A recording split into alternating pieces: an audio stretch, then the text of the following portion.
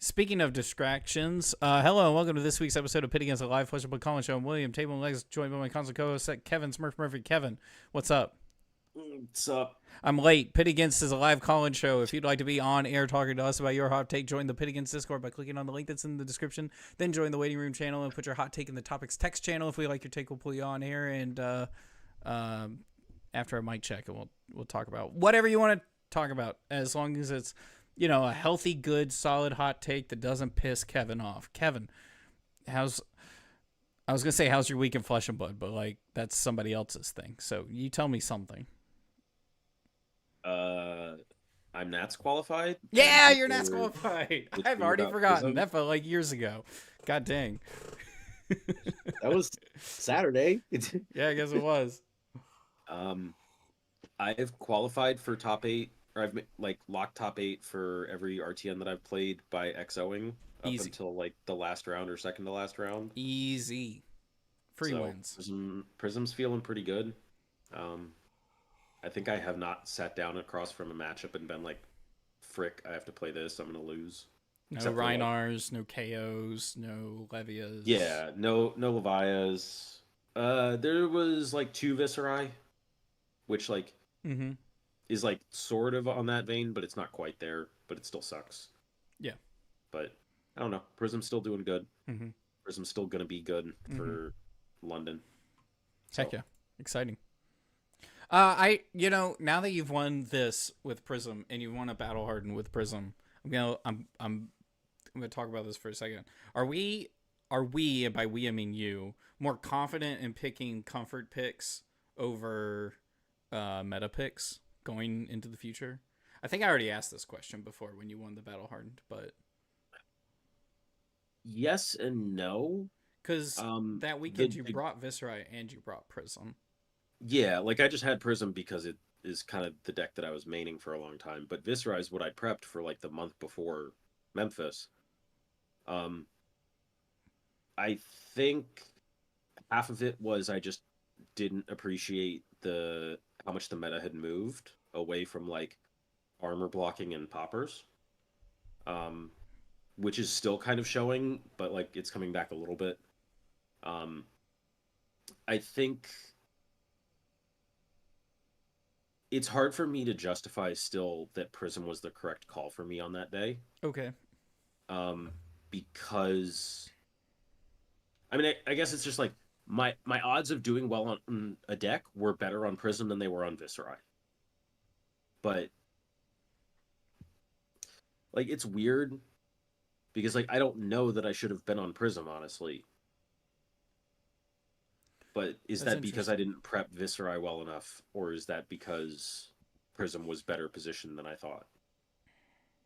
That is interesting. It's there's a lot that's going into it, but also I felt very comfortable on Prism. Yeah. And I think that showed and has continued to show for the next 2 weeks. So what does the meta have to do for you to not play Prism at PT? Brute has to come back probably. Is that it? Pretty much. I'm not super worried about anything else. Or just a ton of Prisms show up and it scares everyone else? Is there a lot of Prism hate people could bring? Because it used to be just throw some more poppers in the deck and you'd be it's Prisms put 7 power poppers in your deck. Yeah. Or put D-Reacts in your deck, or both, if you can do both. Mm-hmm. That's how you really beat... that's how you can, mess with Prism's value engine. Even against, a good Prism, if you have enough poppers, it's gonna... We have to be prepped for that. We have to know going in that the new is on 15 poppers and not 3 or 6. Yeah. Because that changes the way we play our hands, that changes the way the game goes. But it's just it's the classic illusionist thing of if you pop the heralds and you take us off what we're doing, and then you have a decent clock, you can Brute can reasonably double pop us and send 8. I have been seeing a lot of D-Reacts. People are trying to put as many 0 for 4s in their decks right now as possible. Yeah. I mean, D-Reacts are just good. They're good Yeah. value. Especially as like Syndra becomes better and Aurora becomes a larger meta share. Mm-hmm. Um, those 0 for 4 D-Reacts are gonna do well. Yeah. And they're gonna be good against Prism Yeah. because covering the breakpoints means you get to keep armor longer, which means you get to block out. If you can block us out for like a turn longer and keep us off soul a turn longer, like that's good for you. Yeah. So Get as many turns in as you can before Prism starts doing absurd things. Speaking of meta, speaking of RTN, speaking of my birthday. what? Well, now that What? you mentioned it, What? so RTN week 1 and week 2 graphs are up. Week 3 hasn't happened yet. How many weeks? We got 4 weeks of this, right? So we're halfway through it. Yeah. Week 1 and week 2, I got them mixed up, the graphics. Okay. Because the only difference is this number in the middle of it that says week. The rest of the graph looks almost entirely the same. Yeah, it's pretty heckin' similar, except they just like slide like one of the heroes around a little bit Yeah. because they did better. Syndra was the 4th represented hero, and she scooted up and scooted New and Aurora down. But even New and Aurora kept their space in the same spot, and then Arachne right after, and then Prism, and then Enigma. Yep. Like it's and then aggro deck, like, and then all of like the tier exact like same 2 thing. decks. Yeah. If you're a numbers person, if you're one of those people who I want the highest odds of winning, well, we're seeing the same thing happen week over week in this current meta. Yep. That means Viserai is technically the most favored deck into a random armory. I would definitely say he is up there, and he's probably tied with Syndra. I think week 1 is showing that people still needed to work on playing Syndra. That was literally 1 week after she'd released in CC. Was week 1 of RTNs.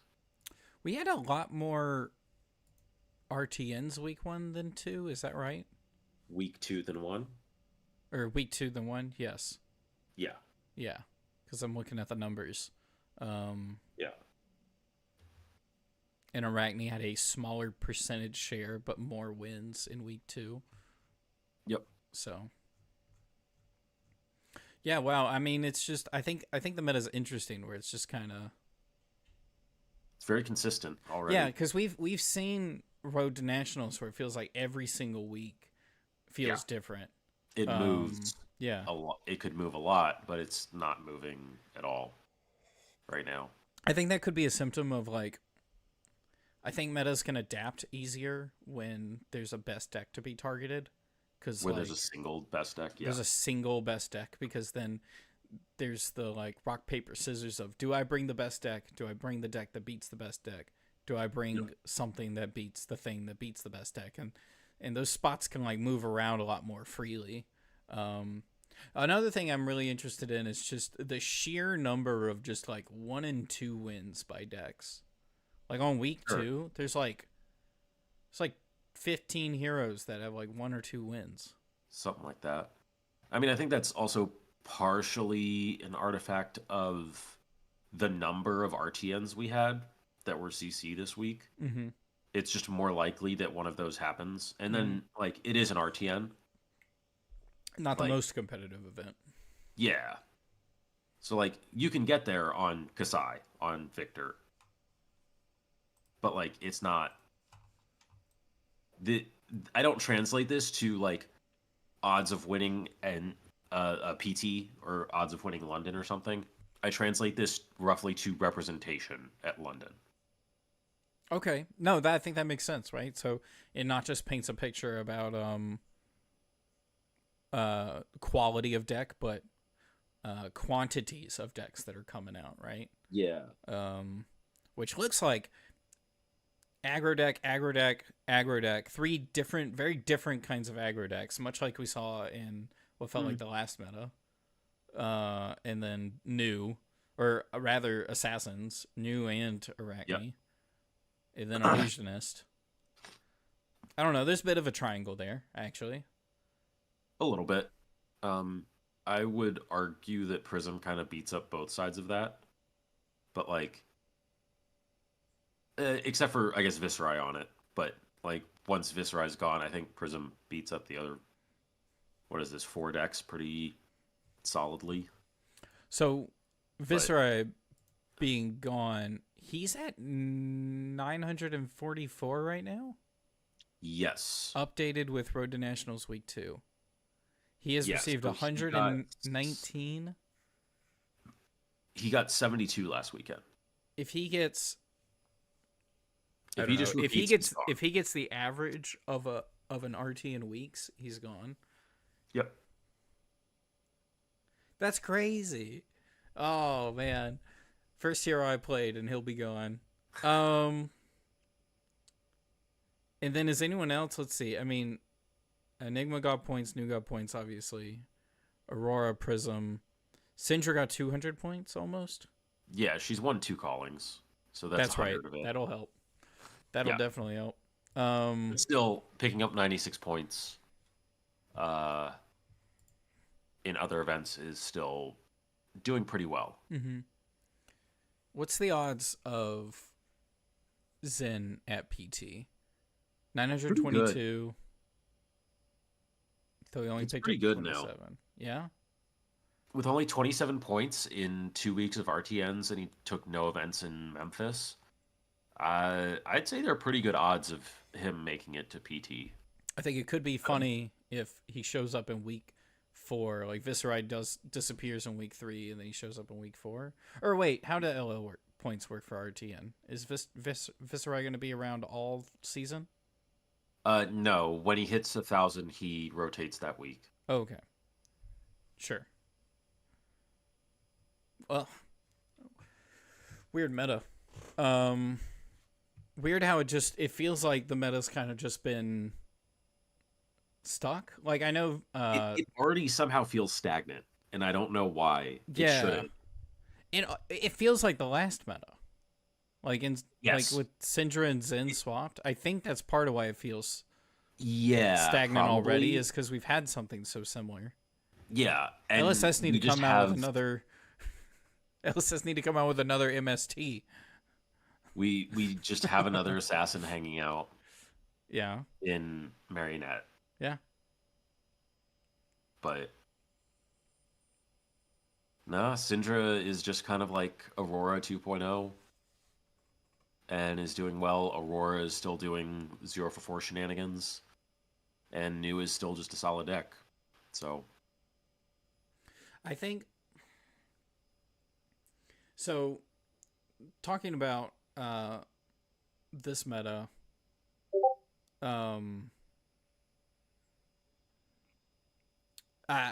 frick, what am I trying to say here? I think part of I've been looking back on the history of the metas that we've been having in Flesh and Blood since I've known it, which feel a little different than other TCGs that I've played, where it feels like we are alternating between a best deck and then a very wide open meta, which I don't feel like happens as much in other TCGs, right? So like I mean, like maybe, but like it's just a sliding scale of how many decks are viable, I guess is the word I'm going to use to quickly to put it concisely. Whereas just like how many of these decks can you like reasonably justify taking to a PT level event? Do you feel like there's a lot right now? Or I mean, I think that's like perspective, that there's just a lot. I mean, like I think the number is pretty high right now. Like it's I do think it is probably the first 7 heroes on the list.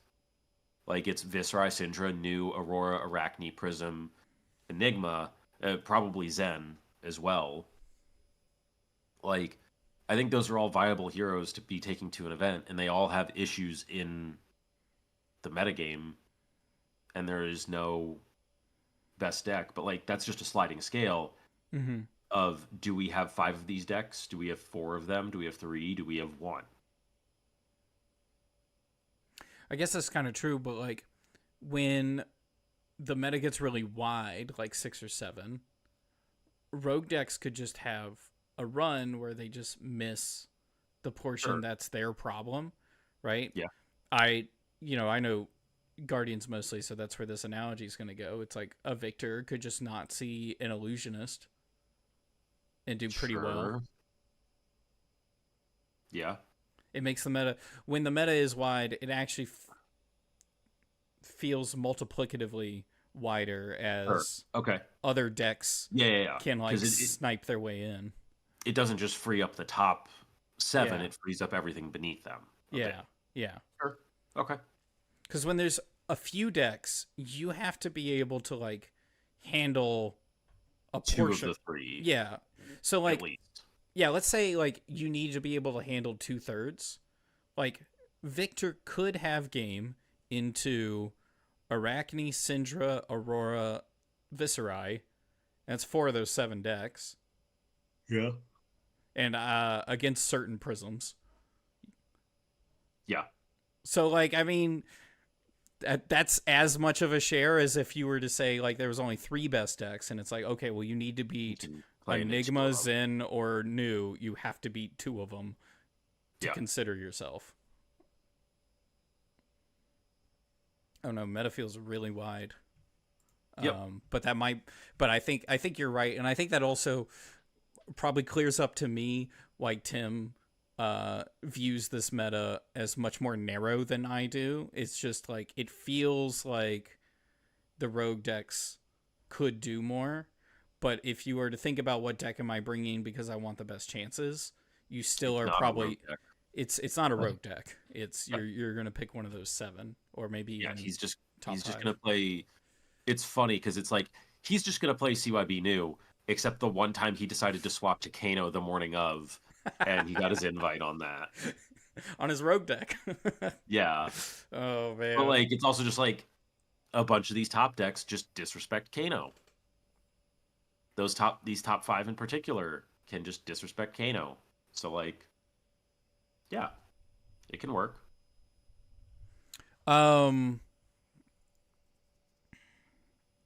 Frick, what was the next thing I was going to go to? The next thing I was going to talk about was a little different.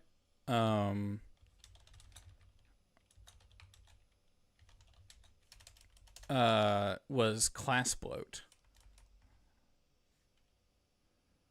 Okay.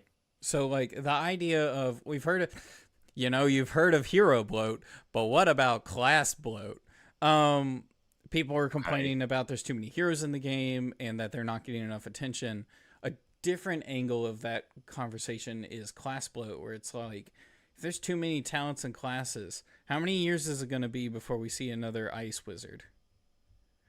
Or did we see an ice wizard in Verdance, but that's Earth Wizard? See, you would say no. And so, okay, so when's the next time we see Ice Wizard? 2 more years? Like, we got a lot of decks to go through. Yeah. I think I'm comfortable letting everything run its course at the moment. Sure. Like, it is a lot. I guess the question is legal heroes. Yeah. Right now. I guess the question is, if we get pirates, then that's just another class that needs to be added into the system. Right? Sure. Into the cycle. Like that's, but otherwise, is it just another hero, or are we reprinting a hero? How you mean? Well, it's like, what do we do with the limited set? Literally, what are we doing in the set? What hero are we putting in the set? Frick, I don't know.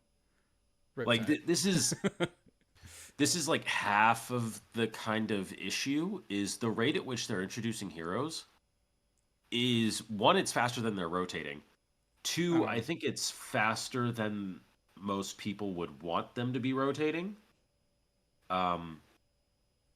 Because like, if we don't want to just keep increasing the number of heroes in the game, they have to rotate at the same rate that they're being added. Mm-hmm. But then it's like, okay, how fast are heroes rotating then? And who's rotating? Yeah.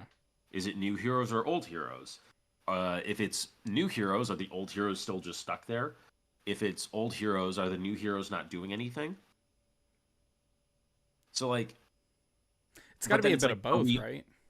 I mean, probably, but it's then like, are we? How many reprint heroes are we getting in draft sets? Yeah. People don't like reprint heroes in draft sets. No, they don't. So like, I this is probably about the upper limit for where I think the game can be like healthy, because it's also just like how many of these heroes are just like kind of irrelevant right now. Um, honest, you know me. I just I want to assume more out of decks than most people will, and so my answer is probably like 3. Which I know a lot of people it's going to be a lot higher number, but it's like to me it's Betsy, Olderacne. Is that it? Like I can't even As what irrelevant heroes. that they've added? Oh, that they've added? Well, I mean, it's like Wait. what's your I so then it comes down to what's your definition of relevant? Could win a game. Sure. Period. At an armory. Okay. No, I assume LSS's standards are much different than mine, where I'm just like, I don't know, Betsy, she's got some cute interactions with certain cards. Maybe she's a relevant deck. And then it's like, no, but like, if you actually think about it, it's not. Yeah. I But like, if we had Pirate introduced in this set, and then after Guardian Mastery Pack, we have we have Cleric added. Like, do we get so many classes that like getting back around to certain classes takes forever? How long has it been since we've had something with Ranger in it, other than the Azalea precon? uh I guess it would have been Outsiders. That's a long time ago, right? It is. 2 years. Yeah. What if that I number was like 3 years for a deck or something? Like, we don't see. I don't know. Light Illusionist doesn't see something new for like 3 years, or is the expansion slot enough to cover it? Like, it's. I mean, like we've seen expansion slot cards for Azalea between Yeah. now and then, and we've had the Armory deck last year. But like, yeah, it's a concern. But like, I think that's why they're doing Mastery packs. I Mm-hmm. think that's why they're doing Armory decks. That's Mm-hmm. why they're doing expansion slot. Um, if they want to grow the game and they want to have more of these classes in it, this is the trade-off that they're making. And I think it's a trade-off that they're willing to try out and see what happens. Mm-hmm. And if it works, I think. ends up working out, Yeah. then great. But if it doesn't, they're Yeah. willing to admit that, I think. I think the people making that complaint, because I'm kind of arguing for people, because I personally I can see it, but I don't think I agree with it. I think the people making that complaint are in love with a hero. Like an example being like, you're a Fi player. Syndra came out, and that's cool. I guess maybe there's some cards for Fi in there, but like Fi didn't get It's reprinted. And it's the so, warrior players who aren't mhm. happy with Hunted because it's dagger support and not Dawnblade support. Yeah, and so it's like, I feel like most people in Flesh and Blood should like, and it's hard to say this being a hero centric game and people just get married to a Yeah. hero really easy, but it's like, I feel You like need you to be should, okay with not getting support in this yeah, set. you should probably open up to more of the class that you're in or the two classes you're interested in. Like if Or I said I was a be Bravo okay. main, that's like a lot more narrow than being a Guardian main. Like Yeah. a Or lot just more narrow. be okay with the fact that like you may not get support Mm-hmm. in a set. You Mm-hmm. may not get an expansion slot card in a set. Yeah. But like, if the game is going to grow and we're going to have more people playing and we're going to have more classes, we're going to have more stuff in it, like Yeah. that's a part of the game, is I that's yeah. going to happen. I like that trade off. And I also want more absolute banger draft sets because that's a reason for people who aren't invested in certain classes to play Flesh and Blood, right? So like if you need to learn a draft set for an event, or if you're just really into draft because LSS are making better and better drafts, then that's a way to get invested in a set that you like.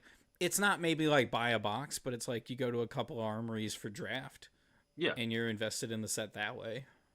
I think a fair number of people honestly would not go draft a set they do not have interest in a hero in. And it's really interesting because you will see people just force one hero in a Yep. draft set no matter what when they're casually drafting. Yeah. And it's like I I have so much fun with this game playing so many different heroes. Like I I keep going back and playing Prism, Mm-hmm. but like I genuinely enjoy playing a bunch of different heroes, and it's like at Armories, I've played Aurora, Viserai, Vinset, Prism. Uh, what else do I have built? Acilio. Silly boy. Yeah, I No, like, and then I also have like yeah. Enigma. Like I have like 12 decks behind me built I that just are like all different yeah. heroes. I just like the drafting process. I like going through the skill check of like building a deck around other people, Yeah, figuring out what they're trying to do, being in the right seat. sure, but that's not a draw for some people, unfortunately. So if their class is not in the set, they may not want to draft it at all, which I think is unfortunate. But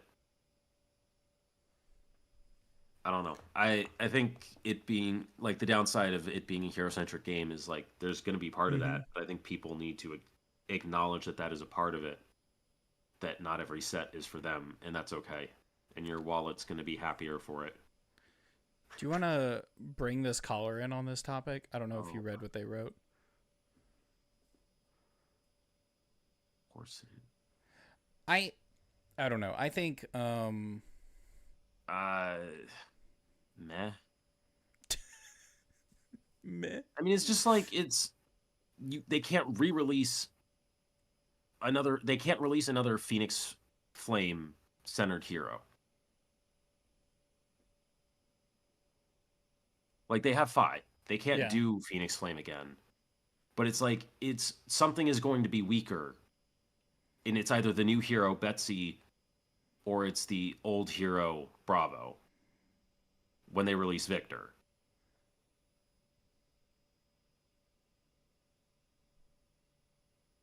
Uh, I mean, it's like it's part of growing the game, and it's just like it's the choice they have to make. And if the new heroes don't do anything, people aren't gonna play them. Yeah, but it's not even like a power creep necessarily either. It's like It has to do something new, yeah. and it's like they did that reasonably well with the flick knife stuff, where they made that Mm-hmm. a whole archetype where Marionette is like sort of competing with New for assassin space. It would be. I mean, you can't make the Syndra set uh not have Syndra's energy, Yeah, right? Because if you put a bunch of but Phi and it's stuff like in there, and they're very different yeah, like heroes. what like Syndra or Phi, one of them is going to be better than the other at the end of the set, and Yeah, that's like that is essentially unavoidable. they're not going to do something, especially because they're the same class and talent. They're not going to do something so Yeah, wildly different that they are looked at in a different respect. In the but same at the way same that time, they can't be so similar yeah, to have the same power level that so there just would be no interest if it was the same thing as Phi. And we already said that, like, reprinting heroes, everyone gets sick of. People don't like. People don't like that. All the people, like, so many brute mains complained when the one reprint in heavy hitters was Reinhardt. I kind of want to hear them elaborate on this. Okay. Sure. I'll go I'll go grab him. Yeah. I want to know what they're thinking. Oh, I'm Kevin right now. Look at this. Look at this. I'm Kevin. So if you want to get a hat like this, you can go to our merch website, which is not linked in the description of this video.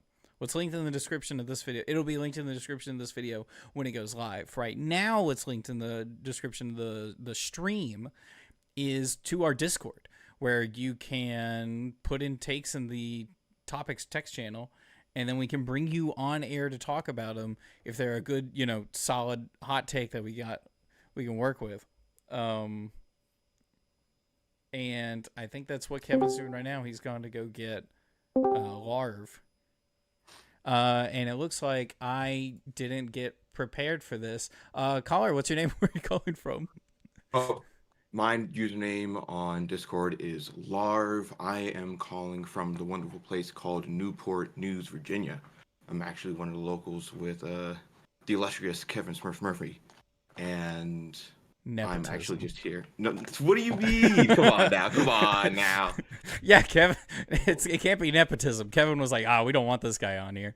And now, what would you like to talk about on the show? So I am actually trying to kind of double tap on the topic of of class bloat, kind of going towards this angle of hero-centric versus class-centric maining. Because, like, running down all the legal heroes within Flesh and Blood right now, we have 37 heroes right now, which sounds like a lot, and it is a lot. Honestly, it is a lot of decks. Mostly because if you even say each deck has 2 to 3 viable playstyles, probably 1 to 2. It's closer to 1 to 2. But some heroes can just do 4 things, and you don't know what you're sitting across from until it happens. It starts becoming a lot. But once you start getting into the nitty-gritty of, like, top decks, not even top decks, but just, like, things that are strong in this game, that number gets cut way more in half. And meta over meta, set over set, that has come out to be true. If I may ramble on a little bit about the Leo heroes within Flesh and Blood, we have Slip Through the Cracks. Very good hero, just out of the gate, but hasn't done much right now. I think the deck is still being worked on as we speak. I'm not going to try not to touch too terribly long on each and every one. Hunchman, unplayable. Marionette, still being cooked on, but very solid out of the gate. Aurora, getting more support really soon, but is she a Runeblade hero? Like, fundamentally, is she a Runeblade hero? Or does she sometimes just do arcane damage while she's sending 0 for 4? Azalea.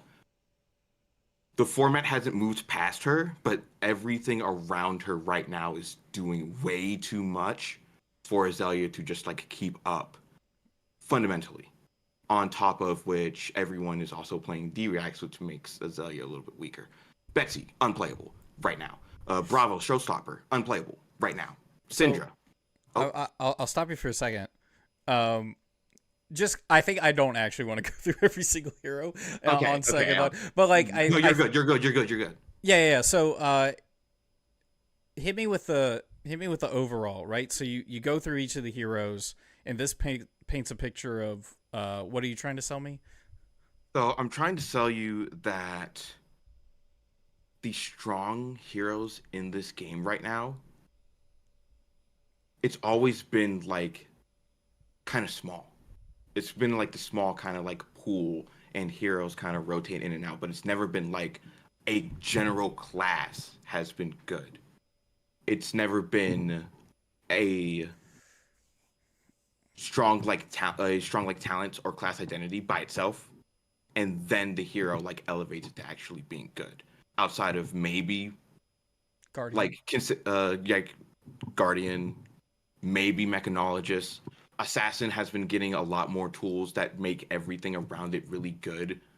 but it's split into two subclasses, I should say, of contract and stealth, where stealth has just gotten so much stuff, much more stuff, I should say. It's not class bloat because it's not the class making heroes good, it's the hero making heroes good. Is that what you're trying to get at? I could say that, yes. That could be one of the points that I'm not articulating, but I could just be saying that exactly. Because, like,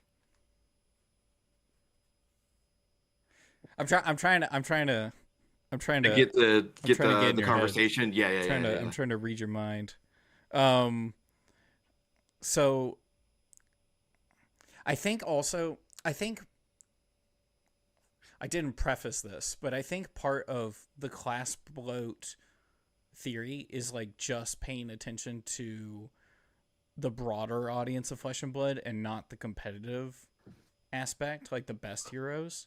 Right. Because the idea is like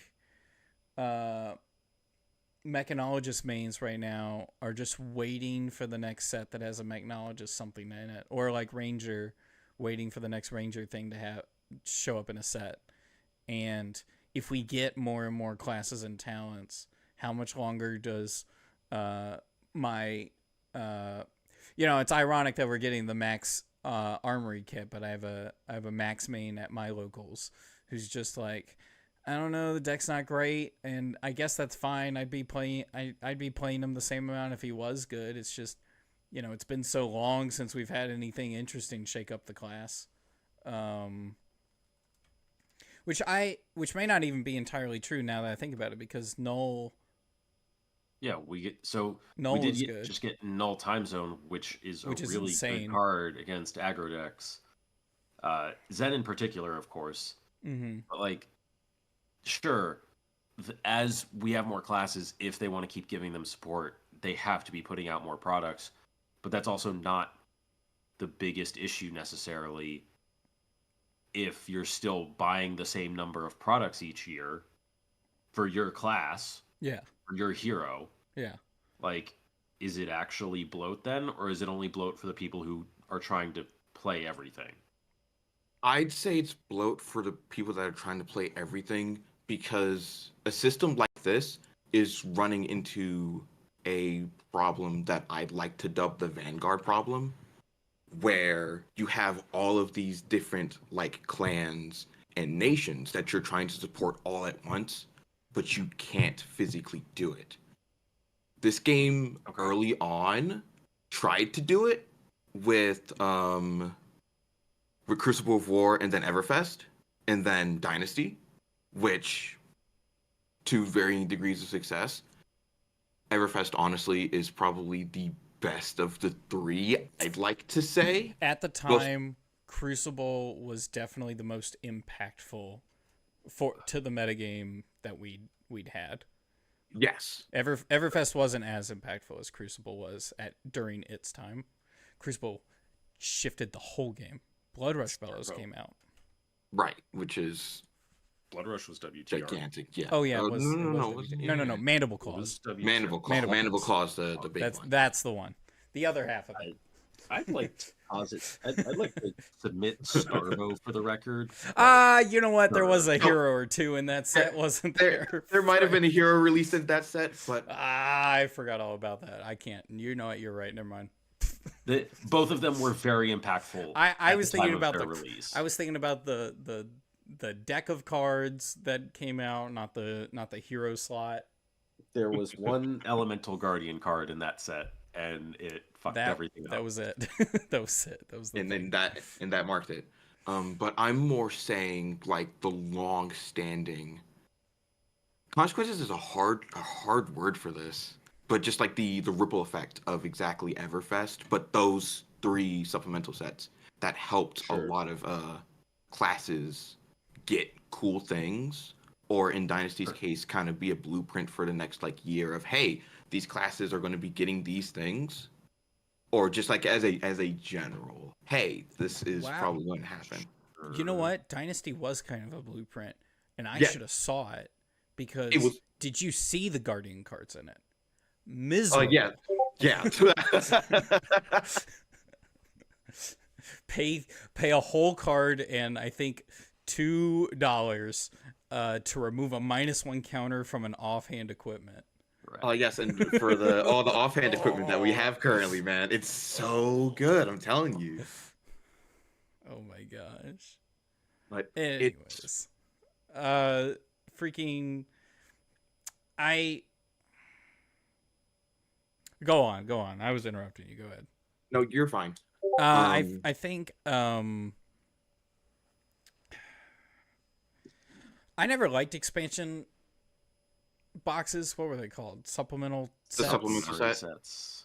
I always hated them because I'm a draft boy, and it's like, what do you do with this product? And I don't think LSS hated them, but they definitely went away from them for a reason. Yes. And they moved to expansion slots. And I guess the question is whether or not expansion slots, armory decks, mastery packs, mastery sets are enough to sustain classes that won't have a draft set for 2 or 3 years. So That's up to LSS. that is not only up to LSS, but a lot of problems with like the really bad heroes and like the really bad classes or the undersupported classes is just that their base common and rares are not that strong, or their base common and rares have been power cuts by just entire other classes existing.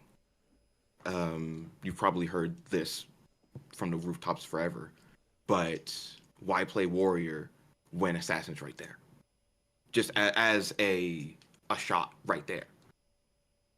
Warriors common and rare base is solid, and I think will forever be solid on the numbers. But you look at assassin and then their synergies within their common and rare base, more so their stealth cards, especially at their top end, it's just strictly better for the, okay, cool, I'm going to present you this problem that you need to block, and if you block it incorrectly, congratulations, you get blown out. But I also get to force you to block it incorrectly. So if you disrespect it, yeah, hey, that's on you. It might blow you up, it might not. so I think I get to do my favorite thing in the world right now, which is throw it over to Kevin. What are you thinking about all this? I don't think that assassin is the thing keeping like gatekeeping warrior, or is just like the better I mean, the fundamental thing about that this game comes back to is your numbers. Like, just straight up, that's like what it comes back to. It's like Hatchet Dory has very good numbers, but is not running around doing anything crazy because there's no above rate. Like, the Majestics aren't even that crazy. Like, Blade Flurry's good, but it's a 0 for 4. It's 0 for 4 that blocks 3. And they said Sure. Yeah, That's and just so not good enough on the Majestic level. Like, their 2-card hands with their commons and rares are like 2-card 8s or 9s, which is just like on rate with pretty much on rate or better rate than any aggro deck right now. Like, the issue is their synergies are like having issues, and it's like you see this because like Dawnblade Dory is like trying to do stuff with glistening and Steelblade Supremacy and all these things that like really let them go above rate, but then they get blocked out. It's easier for people to interact with that than to interact with a Codex or to interact with even Hunt's End. Just does it is the best 0 for 4 because it's actually a 0 for 6, 0 for 7. Like, and have I complained about power cards on this show yet or not? I don't even remember. If that's something I've complained about again, I don't want to harp on it too much. But like, it feels like increasing variance by giving three power cards to a class. Yeah, I don't want to say I don't want to say complain, but it is something that's been on my mind a lot lately. Is this Gottlieb era power cards where you just have these really really above rate cards like Codex, which Sure, Codex could be up to like what? A 1 card, like if you're really like just trying to find like numbers 1 card there. 9 or 10. Yeah, it's a 1 card 9 or 10. And what was that Majestic you named from Welcome to Wraith? Blood Rush. Well, yeah, Blood Rush. Butter's Steelblade pretty good. Supremacy. Steelblade Supremacy. Yeah. Oh, what is sure. it? The red one cost Dawnblade +2 on hit draw. Yeah. It's Sure. not- There's like 3-4 years between those cards. Yeah. And they've also not printed Codex since then. Like the version of Codex that Mhm. they've printed since then is Take Up the Mantle. And you have to jump through some freaking hoops for that card to be good. And it's not even like it's not crazy above rate, but it is high synergy, which is what they're going for in this game. Mhm. And it's the way that they're increasing variance because it got very stale in heavy hitters meta. It got very face up. It got very just raw numbers, math based. Yeah. And people didn't like that as much. Going like- for allowing your synergies to go beyond the normal rate of play, and so decks that are relying on older cards that don't have those synergies are not going to be able to match up with them. It's part of the game growing. And it's like it's how they're moving laterally instead of just power creeping straight up. So what happens to Dory? They have to figure out if she's rotate. True. Or, I think a lot of just heroes have that Yeah. asterisk. So I mean, Yes. that might be Like- the asterisk on the game right now. But go ahead. Yeah, like I think Dory will be fine, and I think we'll see some Hatchet Dory come back when Enigma's gone because they can play that game again, and they'd actually probably play fairly well into Syndra's. I know Dawnblade Dory is gonna play really well against Syndra. Yeah. Oh, yeah. You know who Yeah. has no armor and doesn't block very well? Syndra Syndra. doesn't want to do it. Uh-huh. Can't do it. Dawnblade's gonna do pretty freaking well into that. Yeah. So like, it is the No, issue I guess you're right. that like Yeah.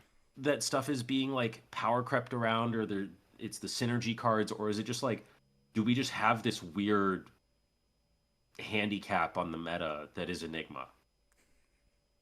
Does It's everything go back to Enigma? so Because they made the ultimate gatekeep hero. Oh. No, She's no. unplayable in LL Oh. because everything is so busted it just ignores her. Oh man.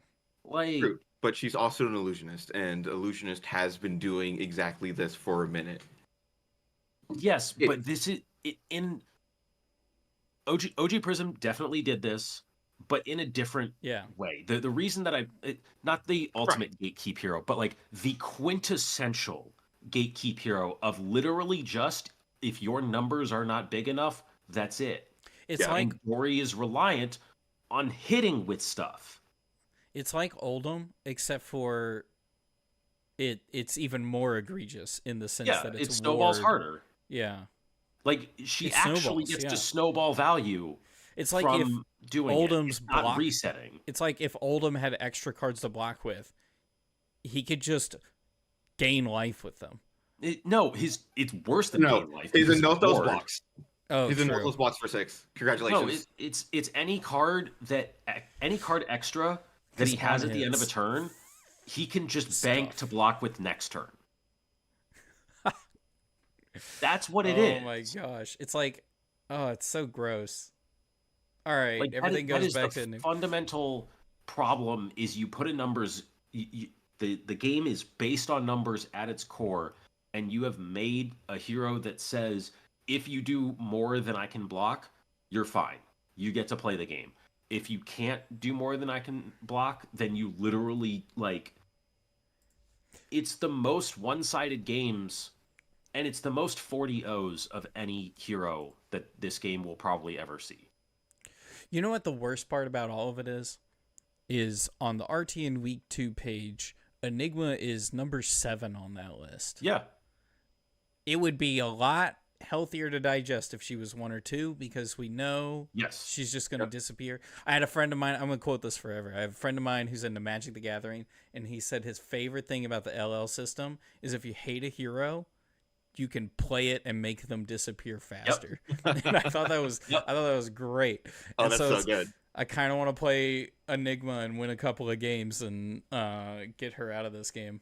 Sure. But Remember when we were when this topic was on class bloat? Yeah. True. Yeah. But like there's so many factors at play in this game and like the way it's developed, and it's just like then you throw in heroes like OG Prism, and it's like, okay, well, what does Guardian do? If you're not Starvo, okay, you don't have free action points on your hero ability, so then Prism stuffs it. Yeah. You're Enigma, or you're against Enigma, and you're OG Bravo. Sucks. Go get Sorry, lunch. dog. Yeah, like it's. But So- it's just like, so then it's like, what do they do to help those heroes? Like, how do they print cards that don't make that matchup one-sided the other way somehow?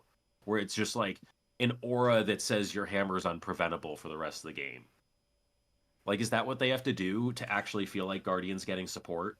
And even like when they came out with, well, I don't want to say came out with, even like cards like Pick to Pieces, which is kind of like a counter to it, is not a full counter to it, right? No, it's not. No, it's not. Not in the slightest. Because the Enigma will just say, no blocks, you can have the board, I'll make a new one. Yeah. That card's not above rate. Or it's like, that card is a 0 for 4. Yeah. But you got all my ward stuff. Okay. Yeah. I'll just make a new one. Yeah. You eke through my board, and the one time that I had like all these defense reactions, you got past it. Oh no, that's my one mirror guy. Oh, turn cycle later. Okay, here's helmet. Yeah. Yeah. So I guess I mean to say, if there was like a Guardian card, like it was just a 4 for 8 that says damage can't be prevented or something like that. It's like, okay, they're gonna block Here's 6 and 2 equipment and have a D-react behind it for the pummel. Yeah. Here's the What opposite do you board. do? Nothing. So that How do you fix Riptide? Riptide. He needs 10 billion traps. Somehow the hunted made so many good traps, but you know what they don't say at the bottom? Where the class and talent exactly. Another tangent. I do enjoy the trap and the defense reaction space that they're going into with the 0 for 3 block, but they do something really cool in their text box. Yep. Yeah. The fact that Riptide is not getting any of these, or excuse me, Riptide is waiting like a set plus to get even like a fraction of exactly these. What do you But mean? yet Fang gets them is hilarious to me. You got chain reaction. Sure. The card's gonna be good next set. Oh, for sure. It's gonna. They're gonna put Ranger in the next set, and they're gonna make a card that makes that card good, right? This is the most. This is the most no. face up, and probably I see the head shake. This is the most face up Ranger set there has been in a minute. My opinion. Yeah. He's just trying to make chain reaction stocks go down. I know, Kevin. I think like it's so hard to like say, oh, these class, we have so many classes we can't support them, but it's like also half the time, how do you support them? Like, how do you actually like move a class into being good? Like, look at everything they've done for Katsu since they banned Bonds of Ancestry, and it's just like it's not moving. They've made 3 cards, and one of them is good. They can give classes support, and it won't do shit. Because it's not just how good is this deck, it's how does it feel into other decks, and though how good of a deck it is also matters. There's a billion different things going on in this game, and just saying like, yes, there's a lot of classes. Yes, there could be a lot of time between like support for any given class, but like we got the Azalea Armory deck, which actually had relevant cards. We got expansion slots for Ranger that have seen cards, and it's like, yeah, it's been a bit since we had Ranger in a draft set, but like that's not. I don't know. Like, it's just not it. None of the cards moved Azalea that much. The biggest thing for Azalea is the massive increase in armor that everyone has gotten since heavy hitters. Yeah. That is the biggest impact that is on Azalea. Azalea and Guardian both, but Yeah. but to talk about Ranger, yeah, I guess that's why when I look at this conversation of class bloat, I'm thinking about the more and more casual aspect of it for people who just want to see new cards to play with. But Sure, but they're now gonna that want you've said something that, every like set. it's they're getting like a card every set, and they're getting the armory boxes. Yeah, no, you're. Oh. I mean, I think it. So to kind of push back on exactly that, Okay. those cards in the expansion slot, while normally really good, some of them are poopers, and they are exactly majestics. You can't put 9 of these in the deck. You only get to put 3 of them in your deck. Okay. So the density of course it's fine, right? But like, you cannot, unless you're Kano, unless you are the wizard Kano, if you're getting more and more majestic head jabs, your deck will be fine. Most decks in this game can't get exactly that. Sure. So, okay. I do think this is actually like a fair point of it is very difficult to move a deck on a single majestic. And here's my like, the thing that like really solidifies this for me is Cull. Yeah. Oh, yeah. How excited was every Vincent player about Cull? Cull's great. I was excited for them. I'm still excited for them. I got. Has the deck moved? This is like a card where it's like, this is their dream card. This is made custom for them. I'll tell you exactly and how much has that deck moved. It's moved. It's moved 3 cards. Yeah, and it moved 3 cards out and moved those 3 cards in.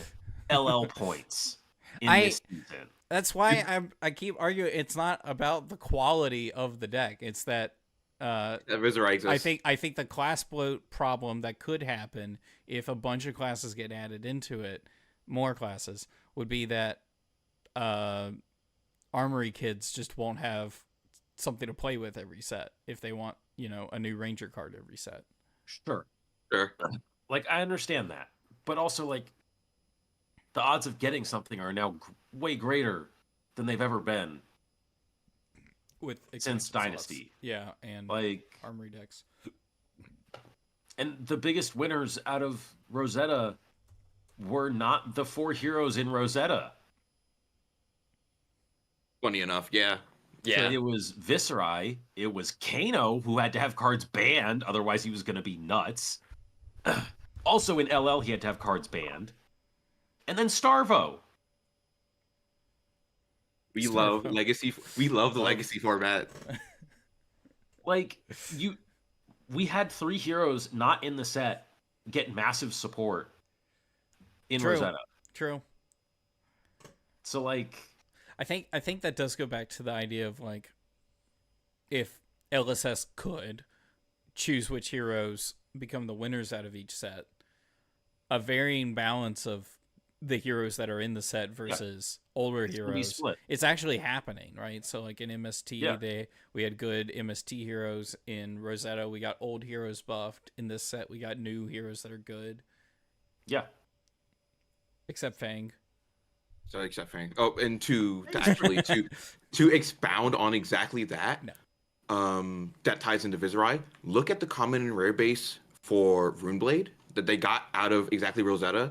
And then for Warrior, look at the common and rare base that they got out of Hunted. Everything says Dagger, and that is okay. Sure. However, we still don't have heroes as much.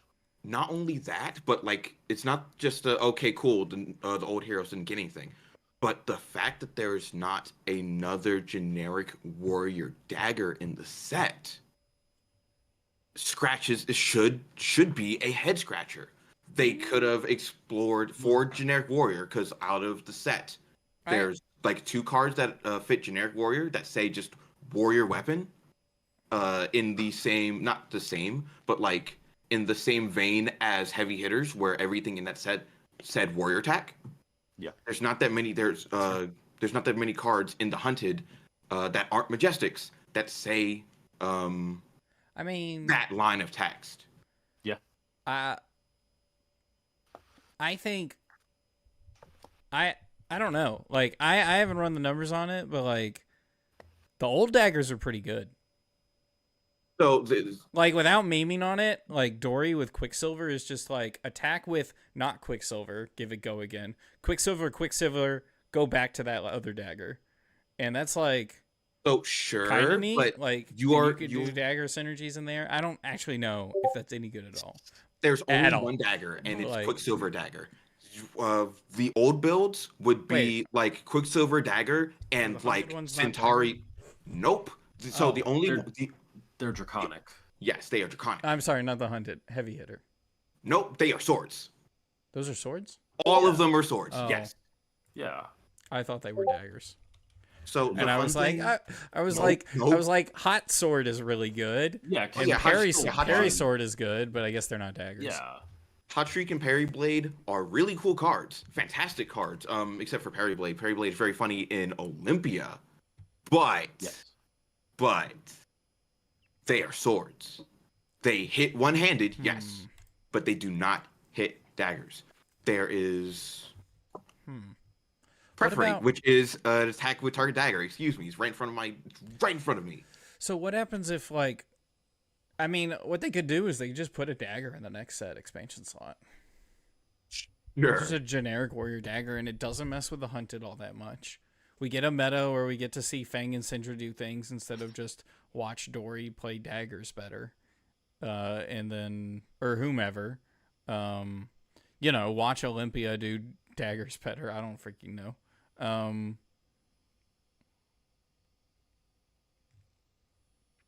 They could print a dagger in the expansion slot for the next set. I don't know. Oh yeah, of course LSS could just like print a dagger in the near future. Could be next set, could be 2 sets from now, could be 3 sets from now. Don't know. Not too mad about it. It's interesting that in this set exactly, in the warrior, warrior from Big Man J-Dub.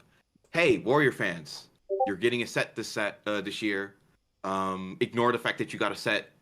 This is the second set in a year's time frame that you're getting. You're getting another set. You're getting help. Guardian, you're also getting help. It's a little bit further off, but you're getting help. And then they say, here's dagger support. It's super siloed, but we're not giving you another dagger to play with. Go ahead and attempt to balance out your new Runeblade hands if you try to do dagger and another one-handed. What if you just, as a player, widened your reach to just all warriors? And that is the perfect thing to do. Is to just main a class and take the punches, which is what I've started to do. Is just like I main warrior. I enjoy playing the warrior class a lot. Instead of just saying, okay, cool, I main Bolton. I'm putting all my resources into Bolton. I'm going to bling out Bolton, which I'm still going to do. But like, I'm only going to hyper focus on Bolton, and then Bolton leaves, and then I don't have a hero. Which is something that I found very commonly talking to people that don't play Flesh and Blood or backed away from Flesh and Blood because Dromai rotated exactly. Yeah. Or the Dromai, OG OG Prism is also a big one where something wrong with these diehards. True. But these diehard like just ride or die single hero mains find themselves in a chasm where their hero is either really bad, mispositioned, as in just like not super good and hasn't been super good because the format hasn't allowed them to thrive, or what's going to happen to like Visit right now is that hero's going to rotate. Just because this game is a rotating game, but at the same time feels so interpersonal because you get attached to the hero instead of getting attached to the class. That's true. Anything else you wanted to talk about? Not that I had laid out exactly. Sounds ominous. No. So I just don't want. I am a certified yapper. I don't want to just like start yapping and not have a point to my yapping. if that makes sense. I understand that. That means we'll have you on next week, right? Hey, shit. Thursdays? Thursdays, 8 p.m. Thursdays, 8? Hey. Come with a solid take like you did tonight. Sorry, Kevin. I'm probably going to harass you more. Well, he's the one that lets you in or not. So, you gotta have to have a good enough take That is true. to either let him bring you in or for me to say, hey, Kevin, go get that guy. Go get that guy. Thank you so much for the call. Anything you want to shout out? So, like our merch store? Oh, yeah, true. So, I want to actually shout out, the GOAT, Kevin Smurph Murphy, for allowing me on this show and allowing me to yap at him, because I already harass him way too much at Armories. Exactly. Speaking of Armories, go to your local Armory. Go to your local Armory. Play this game into Flesh and Blood. It is an amazing game, and I will always say this until I die. Flesh and Blood's worst format is better than the majority, if not every single TCG's mid format. They're bad. This game's bad formats is handfuls above other TCGs okay formats. I'm in 90% agreement with you. Thank you so much for the call. We'll catch you next time. Hey, will do. All right. Thank you so much. Bye. Deuces. Magic Draft is really good. I got to get Kevin to play a game of Magic Draft. Their drafts are so good, though. Oh, man. It's upsetting. So while that was happening, I want to quickly say we have Adult Valda. Oh, wait, what? Wait, oh, what? Wait, what? Wait, oh, what? We have Adult Valda. When's she coming out? Wait, when's she coming out? Guardian Mastery Pack. Frick. Oh, wait. We have... I believe it is Young Valda's text. We have the next Pro Tour announced? Yes. I believe it's Cold Foil Valda is the participation promo or something. Why they gotta come out with all this crap right now? We're in the middle of a show. Yeah. Well, we're closer to the end of it. I can't find Adult Valda. It is PT Singapore. Is the second Pro Tour of the year. Quickly, one thing I wanted to say is someone said they don't think Ranger will be in high seas. I think there's zero shot that they're not going to be in high seas. I think it's just wildly obvious that it is. And I know their argument. Their argument is that bows are not guns. Pirates use guns. But we've seen a lot of art where there's pirates with crossbows. Also, is a crossbow a gun? Maybe. Frick. Not. What constitutes a gun? Yeah. I don't know. Yeah. We're getting Valda. Is it just normal? I still haven't found it yet. Is it just normal Valda, but she bigger? Yeah. She got 42 health. 40. 40? Yeah. What kind of crime against we're already down. What Guardian. the frick? And your young girl's 21, right? I think so. Yeah. Nerfed. Ugh.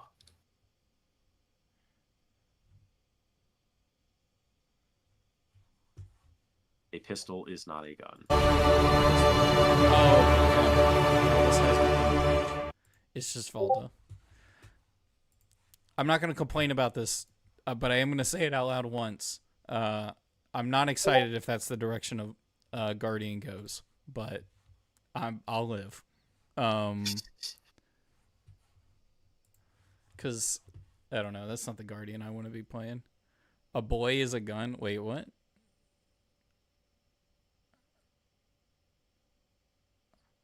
A pistol is not a gun?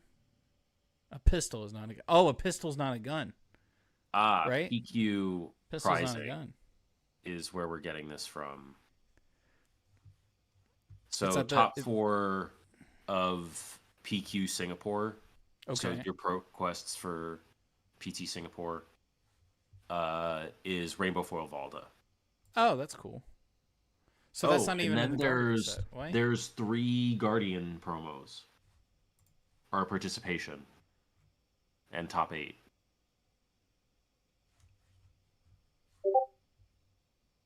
which I Pinky can't Larv. read.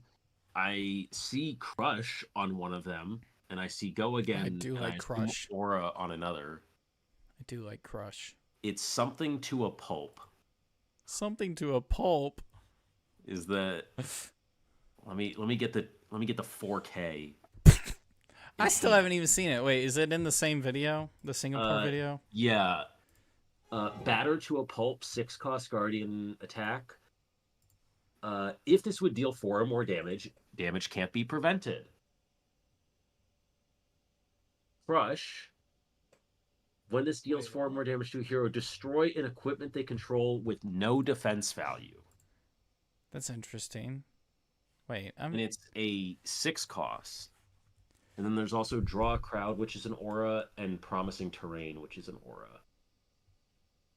If this would deal 4 or more damage. Yes, if this would deal 4 or more. What does that mean? As if, like, it's not being blocked enough? Yeah, if it would only Okay. deal 3, it can be the 3 can be prevented. Okay. That's alright. If It's 3 fine. damage is going over blocks. It costs 6, so It I costs assume it 6. swings for 10 if Probably. it fits the value. Yeah. That's actually Which that's Crush actually really on good. Crush on 10 is pretty good. Crush on 10 is really good. Yeah. Actually, I love that. Right, because I think That would be a very solid Surprising. card, actually. that's not bad. Yeah.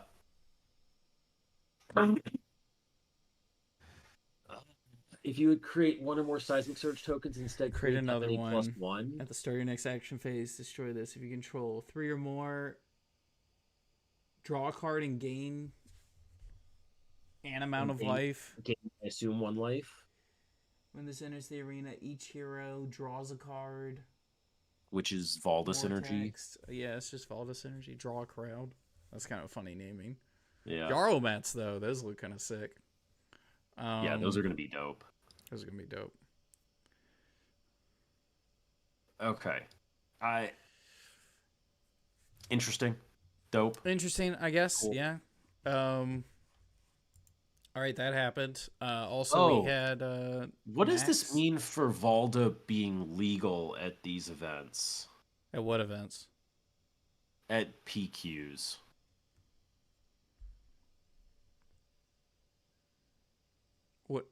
What do you She's mean? not supposed to release until Mastery Pack.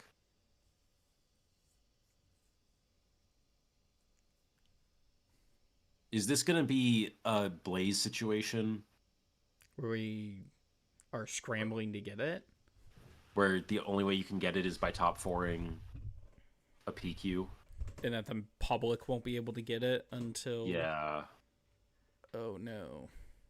LSS do have done that before. Well, they said that was a mistake, right? Wait, where is this asterisk? There's an asterisk on the end of this. Tournament legal as of June 6, 2025. When are Where's ProQuest done? What is the As of asterisk May. attached to? Where's... I think it's the whole thing, right? I don't see think an so. asterisk on the page. I think it's just talking about all of the I think cards. it's literally all of it. Okay. All of the cards. And I think that would make sense. Yeah. Because the ProQuest for Singapore... That's like almost a full month, though, between getting it and being able to play it. That's fine. I think that's fine. You're just It's like, fine. I got mine. I got mine early. Yeah. And then, like, the Rainbow Foil version, it might be worth something or something. You know, don't just in the future. You're just We'll like, see. I got this version of Valda. It's interesting. I can see it being a con promo. I think that's okay, too. When does Guardian come out? Guardian Mastery Set? I thought it got pushed back. It's something I like thought it was- July, August timeframe, I thought. Weird. I thought it was later. Maybe. God dang. Yeah, I think we're having Rangers on the next set, and I think that's fine. I'm not entirely sure exactly what they wanted to talk about, whether or not they were just going to be like, I want authenticity to my pirates, but Yeah. we're in the world of Wraith where there's, you know, flow and sludge monsters, and Bravo's hand can turn shiny. I think it's okay if they make up a rule that pirates can have flintlock crossbows. I think that's mostly it. I think so. I think I'm good. Was there anything else? I thought there might be. No, that's probably it. Viserai is probably leaving. Zen's probably not. Is Viserai the only one leaving this RTN season? It looks like it. That's weird.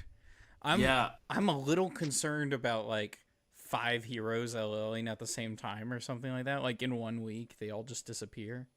Yeah, it's possible next season.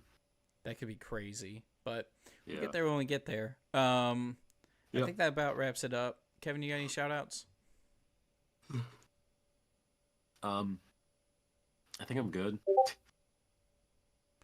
Shout out to our merch store. I've already said it 3 times. I'm going to say it again. This hat looks awesome. I came out with a new piece of merch today.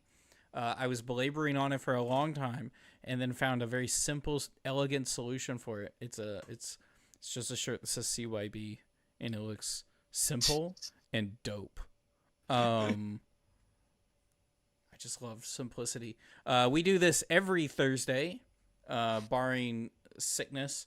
And we're gonna have the design table this Saturday where we do fab themed art. We do a fab themed like art show.